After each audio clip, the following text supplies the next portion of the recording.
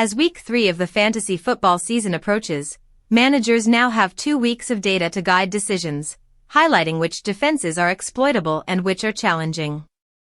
Matchup knowledge is key, as teams like the Bears, Bengals, Cowboys, and Dolphins have struggled defensively, while the Packers and Vikings present tougher matchups.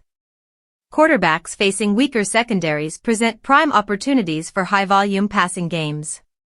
Dak Prescott is a strong start against Chicago, with the Bears' secondary weakened by injuries and his high pass attempt volume providing ample scoring chances.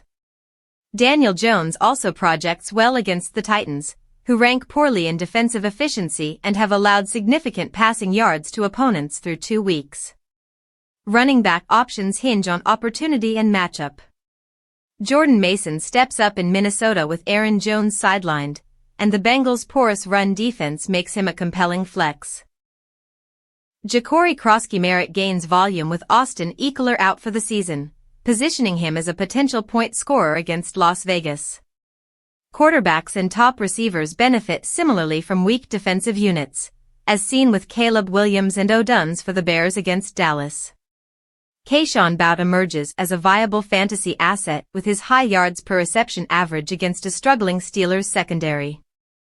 Tight end Juwan Johnson continues to see heavy targets for the Saints, making him a reliable scoring option versus Seattle. Atlanta's defense also draws attention as a start, generating consistent pressure and forcing mistakes that could yield turnovers and points. Conversely, some players are better left on the bench. Trevor Lawrence faces a Texans pass rush that could limit his effectiveness despite prior success. Jared Goff's matchup against Baltimore, where he has historically struggled, also warrants caution. Running backs like Travion Henderson and Kayshon Judkins are limited by either rotation dynamics or elite opposing defenses, reducing their immediate upside. Wide receivers like Chris Olave face restrictive matchups against top coverage units, and Darnell Mooney may see limited opportunities in a run-focused Falcons offense.